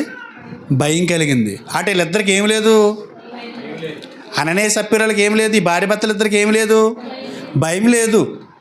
సంఘమంతానేమో దేవునికి భయపడుతున్నారు, వీళ్ళిద్దరూ దేవుని భయపట్ల. ఏం చేశారు వాళ్ళు? దేవుని భయపడకుండా అబద్ధమాడారండి. దేవుని భయపడక దైవజనుడి మీద సనుక్కుని మిరియాము కుష్ఠరోగం తెచ్చుకుంటే, ఈ భార్య భర్తలిద్దరూ దేవునికి భయపడక దేవునితోనే అబద్ధమాడి ప్రాణం మీద తెచ్చుకున్నారండి. దేవుని భయం లేకపోతే ఇలాంటి పరిస్థితులు వస్తాయని బైబిల్ చెప్తుంది. దేవుని భయపడకపోతే చాలా నష్టపోతాం. మన కుటుంబాలకి ఏమంత క్షేమకరం కాదు, మన కుటుంబాలకి ఏమాత్రం శ్రేయస్కరం కాదు. మన కుటుంబాలు నిస్సత్తువుగా నీరసంగా సాగటానికి గల కారణం ఏంటి తెలుసా? మన కుటుంబాల్లో భయం, దేవుని భయం కోల్పోయాం మనం. దేవుని భయం అనేది లేకుండా పోయింది. దేవుని భయం లేనటువంటి భర్త, దేవుని భయం లేనటువంటి భార్య, దేవుని భయం లేనటువంటి తల్లిదండ్రులు, ఆ కుటుంబం ఏమాత్రం క్షేమంగా ఆశీర్వాదకరంగా దీవెనకరంగా అది ముందుకి సాగదండి. ఒకరికి కాకపోతే ఒక్కరికైనా దేవుని భయం ఉంటే, అంటే ఒక్కరికి కాకపోతే ఒక్కరికైనా ఉండమంటే అంటే ఒకరుంటే చాలా అండి అని నేను అంటలా. కనీసం ఒక్కరికైనా దేవుని భయం ఉంటే నీ కుటుంబం ఇవాళ సురక్షితంగా ఉండేది. ఎవరికి దేవుని భయం లేదండి. క్రైస్తవ సంఘాల్లో దేవుని భయం మొత్తం పోయింది. క్రైస్తవులని దేవుని భయం పోయిందండి.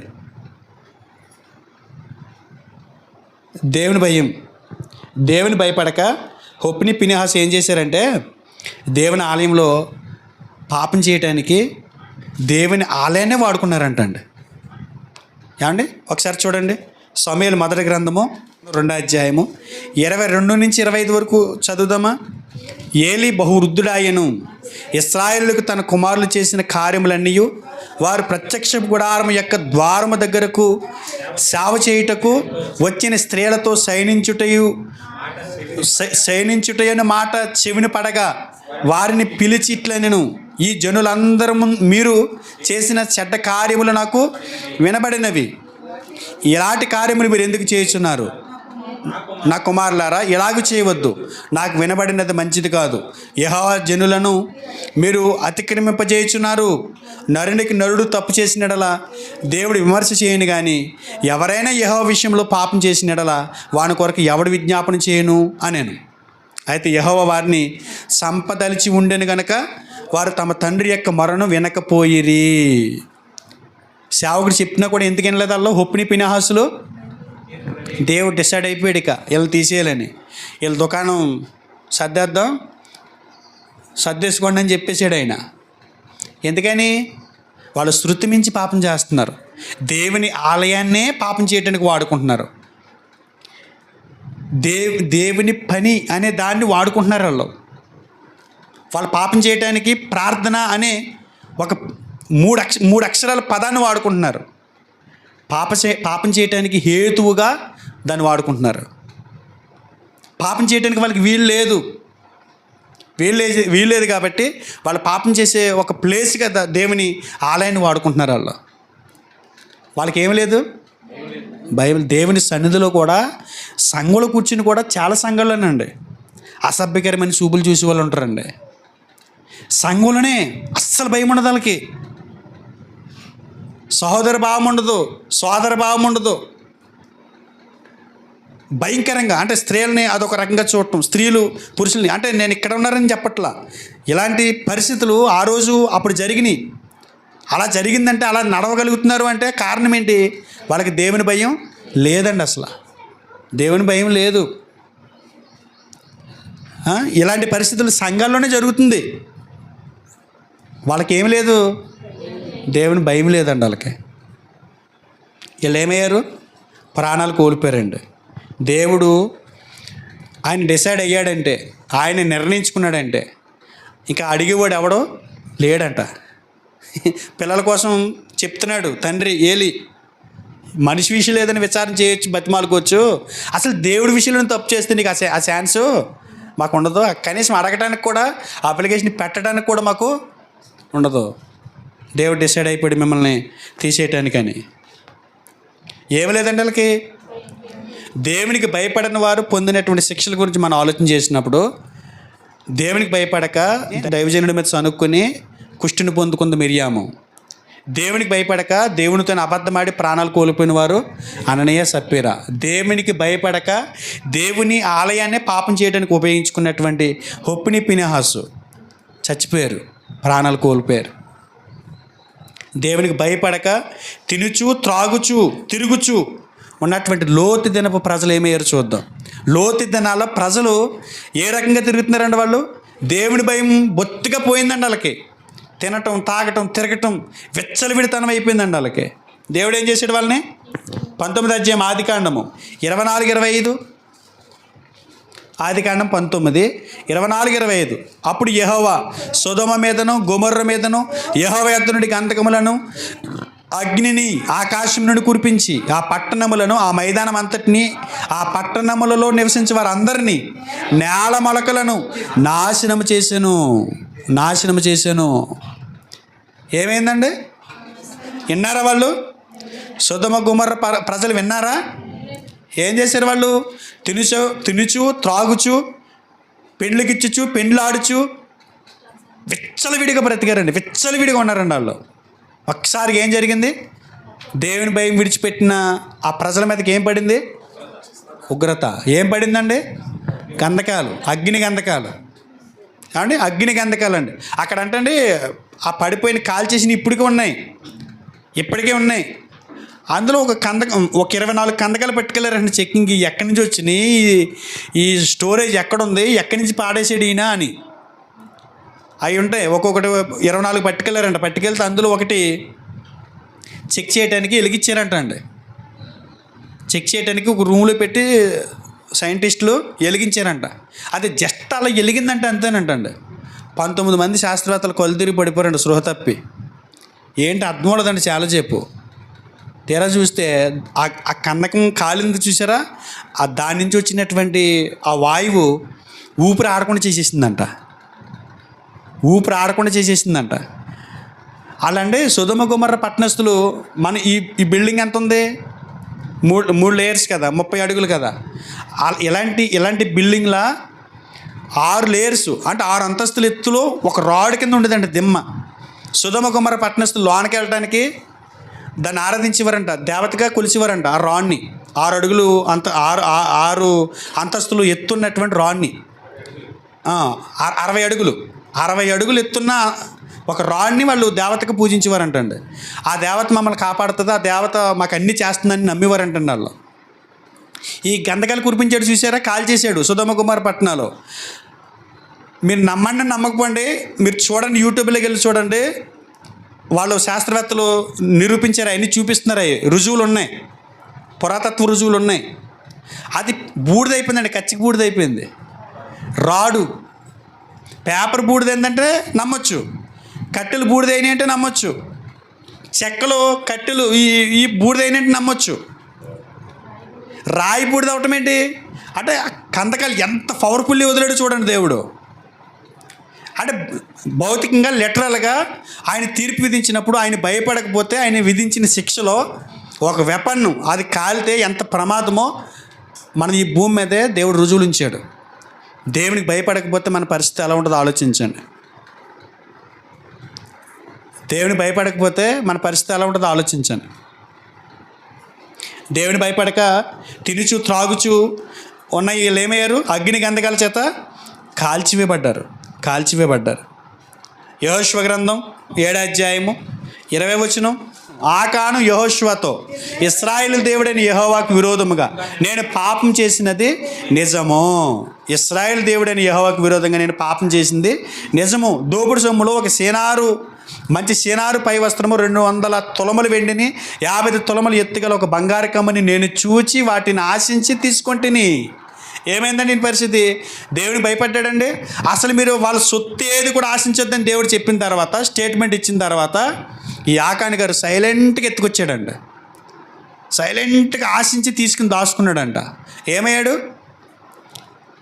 26వ వచనం 25. అప్పుడు యెహోషువ, నీవేళ మమ్మల్ని బాధపరిచితివి, నేడు యెహోవా నిన్ను బాధపరచగా ఇశ్రాయేలులందరూ వారిని రాళ్లతో చావగొట్టిరి. వారిని రాళ్లతో కొట్టిన తర్వాత అగ్ని చేత కాల్చి వారి మీద రాళ్లను పెద్ద కుప్పగా వేసిరి. ఏమయ్యాడు? దేవుని భయపడక శపితమైన దాన్ని ఆశించి దాచుకుని ఏమయ్యాడు? రాళ్లతో కొట్టబడి అగ్ని చేత కాల్చబడి బూడిద చేయబడ్డాడు ఆకాను, ఆయన కుటుంబీకులు కూడా. దేవుని భయపడకపోతే చూశాను శిక్షలో. ఎలాంటి శిక్షలు వచ్చినాయండి దేవుని భయపడిన వాళ్ళ మీద? భయంకరంగా వచ్చినాయి. ఏ శిక్ష అయినా సరే దాని వెనక భయంకరత్వం కనపడుతుంది. అంటే దేవుని చేతులు పడటం భయంకరం. శిక్షలు చాలా తీవ్రంగా ఉంటాయి. మనం చేసిన దేవుని భయపడక చేసే పనులు, వాటి వల్ల వచ్చే ప్రతిఫలాలు చాలా తీవ్రంగా ఉంటాయి. అర్థమవుతుందమ్మా? దేవునికి ఎందుకు భయపడాలి? ఆయన సృష్టికర్త కనుక, ఆయన పోషించేవాడు కనుక, ఆయన ఆత్మలకు తండ్రి కనుక, ఆయన తీర్పు తీర్చేవాడు కనుక. దేవుని భయపడక వచ్చిన నష్టం ఏంటి? దేవుని భయపడక జీవించి చచ్చిన మనుషులు వాళ్ళ శిక్షలు మనం చూసాం. చాలా దారుణంగా ఉంది. సరే, ఇంతవరకు బాగానే ఉంది. దేవునికి ఎందుకు భయపడాలో చూసాం. దేవుని భయపడకపోతే ఎలాంటి శిక్షలు వచ్చినాయి చూసాం. దేవునికి భయపడితే ఎలాంటి ప్రతిఫలాలు ఉంటాయో చూద్దాం. ఒకసారి అక్కడికి వెళ్దాం. దేవునికి భయపడి దీవెని పొందిన వారిని కూడా చూద్దాం. ఆదికాండం 22:12. అప్పుడు ఆయన, ఆ చిన్నవాని మీద చేయి వేయకుము, అతన్ని నేమయు చేయకుము, నీకు ఒక్కడై ఉన్న నీ కుమారుని నాకు ఇయ్యక వెనుదీయలేదు గనక నీవు దేవునికి భయపడవాడవని ఇందువల్ల నాకు కనబడుచున్నదా. నేను ఒక్కగానొక్క కొడుకుని అడిగాడండి, అడిగితే వెనుదీశాడా? ఇస్సాకుని బలి ఇవ్వటానికి వెనుదీశాడా? వెనుదీయలా. అంటే ఇప్పుడు వెనుదీయలేదు, తన బిడ్డనే బలి ఇవ్వటానికి దేవుడి కోరిక నెరవేర్చడానికి సిద్ధపడి కత్తి పైకి ఎత్తంగానే దేవుడు ఏమంటున్నాడు? నేను చెప్పిన మాట నువ్వు లోబడ్డావు, నా చెప్పిన మాటకు నువ్వు లోబడ్డావు, విన్నావు. అంటే వింటమంటే నా మాటని గౌరవించావు. అంటే గౌరవించడం అంటే భయపడ్డావు. నువ్వు దేవునికి భయపడేవాడిని, దీన్ని బట్టి నాకు అర్థమవుతుంది అన్నాడు. దేవునికి భయపడ్డా అబ్రాహాము? ఏమయ్యాడు మరి? విశ్వాసులకు తండ్రి అయ్యాడు. ఎవరండి? ఎంతమందికి? విశ్వాసులు. అదే ఎన్ని రకాలు? 3 రకాలండి. ఒకటి, క్రైస్తవులకి విశ్వాసులకి తండ్రి అని మనకు పిలబడ్డాడు. 2, యూదులు అబ్రహాం మా తండ్రి అని చెప్పుకుంటారు ఇప్పటికీ. ఇస్లాం సోదరులు అబ్రహాం మా తండ్రి అని చెప్పుకుంటారు. ఇలా ముగ్గురికి ఆయన తండ్రి. దేవునికి భయపడినటువంటి అబ్రహాం గారు ఇప్పటికీ ప్రధాన జాతులుగా చెప్పబడుతున్నటువంటి ఆ ప్రజలందరికీ తండ్రిగా పిలవబడే స్థితి వచ్చింది. వాళ్ళు మా తండ్రి అని చెప్పుకుంటున్నారు, వీళ్ళు మా తండ్రి అని చెప్పుకుంటున్నారు, మనము మన విశ్వాసులకి తండ్రి అని చెప్పుకుంటున్నాం. దేవునికి భయపడిన మూలన. అంటే దేవునికి భయపడితే ఆశీర్వాదాలు ఈ రేంజ్లో ఉంటాయా? స్పెషల్ ప్యాకేజ్ అనమాట ఇది. ఒకటే కాదు, వాస్తవానికి అసలు వాళ్ళకి తండ్రి అయినా ఇంకా 2 కూడా ప్యాకేజీలో తగిలినాయి. ఎందులో? ఇస్లాం సోదరులు, యూదులు కూడా మా తండ్రి అని చెప్పుకుంటున్నారు. అదండి, దేవునికి భయపడితే దేవుడు అంతగా హెచ్చిస్తాడని మనకు అర్థమవుతుంది. దేవునికి భయపడి అబ్రహాం గారు పొందుకున్నటువంటి దేవునిది. ఆదికాండం 39వ అధ్యాయము 9వ వచనం, నీవు అతని భార్యవైనందున నిన్ను తప్ప మరి దేనిని నాకు అప్పగింపగా ఉండలేదు. కాబట్టి నేను ఎట్లు ఇంత ఘోరమైన దుష్కార్యం చేసి దేవునికి విరోధంగా పాపం కట్టుకుందునని తన యజమానిని భార్యతో అనేను. దేవునికి విరోధంగా పాపం కట్టుకుందునని అంటే యోసేపు గారు ఈయన దేవునికి భయపడి తనని పాపం చేయడానికి పురుకొలుపుతున్న స్త్రీ నుండి దూరంగా పారిపోతున్నాడు అంటండి. యోసేపు గారు ఏమవుతున్నాడు? దూరంగా పారిపోతున్నాడు అంటండి. దూరంగా ఎందుకు పారిపోతున్నాడు? చూడాలి. దూరంగా ఎందుకు పారిపోతున్నాడు? ఎవరున్నారు? పోతిఫర్ అక్కడ లేడు. పోతిఫర్ ఉన్నాడండి అక్కడ? పోతిఫర్ లేడు. పోనీ ఏమన్నా చుట్టూ సైన్యం ఉన్నారా? లేరు. ఎక్కడ జరుగుతుంది సన్నివేశం? 4 గోళ్ల మధ్యన జరుగుతుంది. 4 గోళ్ల మధ్యన ఎవరున్నారు? వీళ్ళిద్దరే ఉన్నారు. 4 గోళ్ల మధ్యన ఎవరు అడ్డుపడేవాళ్ళు లేరు, అడ్డు చెప్పేవాళ్ళు లేరు, భయపెట్టేవాళ్ళు లేరు. భయపడటానికి ఆమె భర్త లేడు, ఈయన అన్నలు లేరు. అక్కడ చేయటానికి మంచి అవకాశాలు ఉన్నాయి. మనం ఫోటోలు పెడుతుంటాం, స్టేటస్లో ఫోటోలు పెడుతుంటాం. ఒక పిల్లి చేపలమ్మే ముసలమ్మ దగ్గర అక్కడే తిరుగుతూ ఉంటుంది. ఆవిడ ఎక్కడికో బయటికి వెళ్ళింది. ఆ పిల్లి నాకు ఎట్టి చిన్న కట్టి పరుగులు అన్నీ అక్కడ ఎట్టింది, బుట్టలో పెట్టింది అనమాట. అక్కడ పైన కొటేషన్ రాశాడు ఒక ఆయన, అన్ని అవకాశాలు ఉండి పాపం చేయనుడు గొప్పోడని. పిల్లి చేపకి ఎగబడుతుంది. ఆ పిల్లి ఎదురుగుండానే ఉందా బుట్ట, ఆ పిల్లి ఎదురుగుండానే ఉందా బుట్ట. కానీ అది ఏం చేస్తుంది? కాపలా కాస్తుంది. ఓ చేప తీసుకుని గుడుకుని వేసుకుంటే ముసలమ్మ చూస్తుందా? ఏం తెలుస్తుంది? అన్ని చేపలు ఏం లెక్క తెలుస్తుంది కదా? చూస్తుందేంటి, లెక్క పెట్టుకుంటుందేంటి అనుకుంటే ఏం కాదు కదా. మరి యోసేపు గారు పోతిఫర్ భార్యని ఏమనుకోవాలి తెలుసా? అమ్మాయి పని అవుతుంది మన భాషలో. రాజుగారు సైన్యాధిపతి భార్య కాబట్టి కొంత డబ్బు ముట్ట చెప్తుంది, మంచి హ్యాపీగా శరీర సంబంధమైనటువంటి నీచిపు కోరిక తీరుతుంది, ఏ అడ్డు ఉండదు, హ్యాపీ, ఫుల్ హ్యాపీ. ఇక జీవితాంతకాలం బతికే జీవుని అట్టుకుని అని అనుకోలేదండి ఆయన. 4 గోళ్ళమైన ఎవరు చూస్తారు అని అనుకోలేదండి ఆయన. ఎవరికి భయపడ్డాడు? దేవునికి భయపడ్డాడు. కాబట్టి ఆమె చేతులోంచి విదిలించుకుని వెళ్ళిపోయాడంట. ఎవరికి భయపడ్డాడు ఆయన కదా? ఏం చేశాడు ఆయన? నేను దేవునికి విరోధంగా పాపం కట్టుకుందును. ఇలాంటిది ఘోరమైన దుష్కారం చేసి దేవునికి విరోధంగా పాపం కట్టుకుందును, అలాంటి పని నేను చేయను అన్నాడు. 12వ వచనం, అప్పుడు ఆమె అతని వస్త్రం పట్టుకుని తనతో పాపం చేయమని చెప్పగా అతడు తన వస్త్రం ఆమె చేతులు విడిచిపెట్టి తప్పించుకుని బయటికి పారిపోయాను. అంటే దేవునికి భయపడి పాపం చేయడానికి దగ్గరికి వెళ్ళక పాపం నుండి దూరంగా పారిపోయిన యోసేపు గారు ఏమయ్యాడు తెలిసిన తర్వాత కాలాల్లో ఆ దేశ ప్రధాని అయ్యాడు. ఐగుప్తుకి ప్రధాని అండి ఎవరు?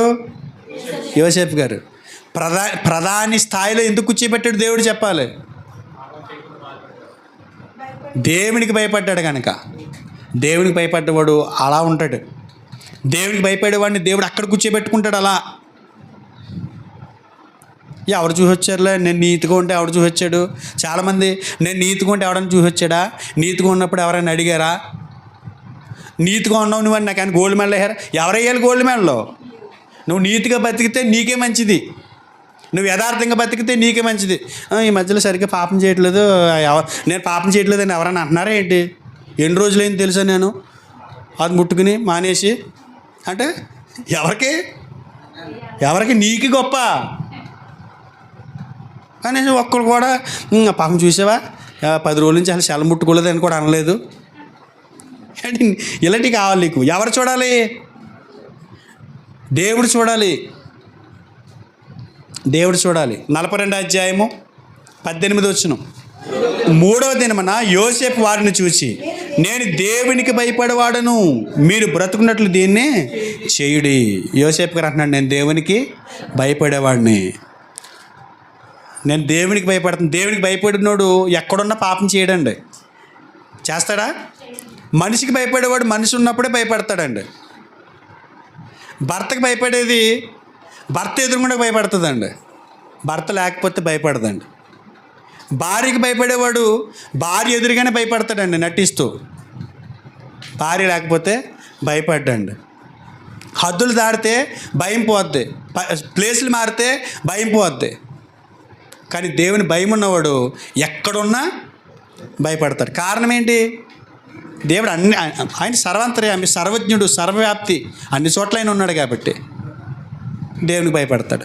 అందుగురించి దేవునికి భయపడితే యోసేపు వల్ల నువ్వు దీవించబడతావు అంటున్నాడు. దేవుని భయం పోయిందండి ఈరోజు క్రైస్తవుల్లో. ఏంటి నా పరిస్థితి ఎలా ఉందని నువ్వు ఎందుకు వాపోతావు? ఏంటి నా పరిస్థితి ఎలా ఉంది, ఇంత దిగజారిపోయిందండి అని నువ్వు వాపోతున్నావు. అక్కడ వాపోయే దగ్గర ఉండిపోయావు. నువ్వు ఆత్మ పరిశీలన చేసుకునే స్థితి నీ దగ్గర లేదు. నేను దేవుని భయపడని కారణాన నా కుటుంబం ఎలా ఉందేమో అని ఒక్కనాడైనా నువ్వు పశ్చాత్తాప హృదయంతో దేవుని వైపు చూసి ఆలోచించావా? ఆలోచించి దేవుని వైపు చూసావా? ప్రార్థన చేసావా? అది జరగట్లేదు, ఇది జరగట్లేదు, నా పరిస్థితి అలా ఉంది, ఎలా ఉంది, మేము దేవుని భయపడుతున్నాం కాబట్టి ఇంకెలా ఉన్నాం అంటున్నావేమో. నువ్వేమి దేవుని భయపట్ల, దేవుని భయం నీళ్ళు ఇంత కూడా కనపట్ల. నీ ప్రవర్తన, నీ తీరు, నీ మాటలు కళ్ళకు కనపడుతున్నాయి. దేవునికి భయపడే దానివి, దేవునికి భయపడేవాడు నువ్వు ఎలా ఉంటావో మన ప్రవర్తన చెప్పేస్తుందండి. మన ప్రవర్తన చెప్పేస్తుంది. దేవుని భయపడక ఎలాంటి శిక్షలు వచ్చినాయో వారిని నీ ముందు పెట్టాడు దేవుడు. దేవునికి భయపడి ఎలాంటి దీవెనలు పొందుకున్నారో వారిని కూడా దేవుడు నీ ముందు పెట్టాడు. నువ్వు ఎంపిక చేసుకోవాలి. చూడండి, అపోస్తల కార్యాలు 10వ అధ్యాయము, అపోస్తల కార్యములు 10వ అధ్యాయము మొదటి 2 వచనాలు. ఇటలీ పటాలమనబడిన పటాలములో శతాధిపతి అయిన కొర్నేలి అని భక్తుపరుడు ఒకడు కైసరులో ఉండెను. అతడు తన ఇంటి వారందరితో కూడా దేవుని యందు భయభక్తులు గలవాడై ఉండి ప్రజలకు బహుధర్మము చేయుచు ఎల్లప్పుడూ దేవునికి ప్రార్థన చేయుచుండువాడు. ఏమండి, దేవునికి భయపడి కొర్నేలి కుటుంబం అంతా ఏమైంది? రక్షించబడిందండి. దేవునికి భయపడి కొర్నేలి కుటుంబం అంతా కూడా ఏమైంది? రక్షించబడింది. మీరు ఇంకెలా ముందుకు వెళ్తే తూర్పు దేశాల్లో యోబు గారు దేవుని భయభక్తులు కలిగి చెడుతనాన్ని విసర్జించిన వాడని స్టేట్మెంట్ ఇచ్చాడు దేవుడు. కోల్పోయిందంతా తిరిగి సంపాదించుకున్నాడు ఆయన ఆ భయం ద్వారా. ఏమండి, ఆత్మీయ సంఘాలు కూడా దేవునికి ఎంతో భయపడ్డాయి. ఈరోజు దేవునికి భయపడే పరిస్థితి పోయిందండి. దేవుని భయము ఏమాత్రము కూడా మన జీవితాల్లో కనబడట్ల. ఫైనల్గా ఒక మాట చూపించి నేను ముగిస్తాను. దేవునికి భయపడితే ఎలాంటి మేలులు పొందుకుంటామో చూసాం. దేవునికి భయపడకపోతే ఎలాంటి శిక్షలు వస్తాయో చూసాం. అసలు దేవునికి ఎందుకు భయపడాలో మనం చూసాం.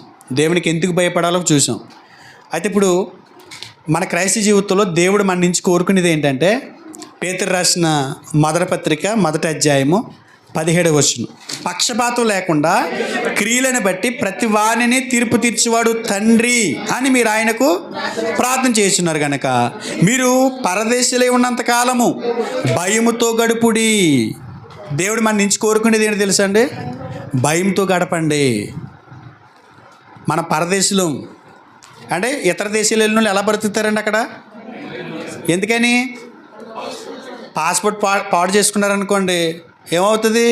తిరిగి రాడిక ఇంక అక్కడ జైల్లో పాడేస్తానంటే కనీసం వెలుగు కూడా ఉండదంట. కింద చిన్న రంధ్రం ఉంటుందంట, అందులోంచి పంపిస్తారంట. పైనుంచి 20 అడుగులు ఎత్తు గోడలంట, చుట్టూ చీకటే. పరదేశులు ఎలా బ్రతుకుతారు? భయంతో బ్రతుకుతారు. అక్కడ ఉన్నంతకాలం చాలా జాగ్రత్తగా ఉంటారు. మనం కూడా ఇక్కడ పరదేశులమే. ఈ భూమి మీద ఎక్కడికి ప్రయాణాలు ఉన్నాం? పరలోకానికి ప్రయాణంలో ఉన్నాం. ఎలా బ్రతకాలి ఈ భూమి మీద? ఇక్కడ భయంతో బ్రతకాలి. వణుకుతో కూడా చూద్దామండి. భయంతో బ్రతకాలండి. భయం. మీరు ఇంకా వణుకు అంటున్నారు. వణుకంటే ఏంటి? భయం ఎక్కువైతే వణుకు అంటే కృపారం గారు, భయం ఎక్కువైంది అనుకోండి వణుకు. భయమే లేనప్పుడు వణుకేంటి? వణుకు పుట్టించేస్తారు ఇలా మనకి. ఫిలిప్పీయులకు రాసిన పత్రిక 2వ అధ్యాయము 12వ వచనం, కాగా నా ప్రియులారా, మీరు ఎల్లప్పుడూ విధేయులై ఉన్న ప్రకారము నా ఎదుట ఉన్నప్పుడు మాత్రమే గాక మరి ఎక్కువగా నేను మీతో లేని ఈ కాలమందును భయముతోనూ వణుకుతోనూ మీ సొంత రక్షణను కొనసాగించుకోండి. ఏమండి? క్రైస్తవులుగా మనం ఎలా బ్రతకాలండి భూమి మీద? భయముతోనూ వణుకుతోనూ. ఇది దేవుడు మన నుంచి కోరుకుంటున్నది. అబ్రహాం గారు అన్నాడు, ఈ స్థలమందు దేవుని భయం లేదు. దేవుడు మన స్థానిక సంఘాన్ని చూసి అనకూడదు, ఈ సంఘానికి దేవుని భయం లేదు అని. మన కుటుంబాలను చూసి అనకూడదు దేవుడు, ఈ కుటుంబీకులకి దేవుని భయం లేదు అని. ఎవరు? అవుటర్సు.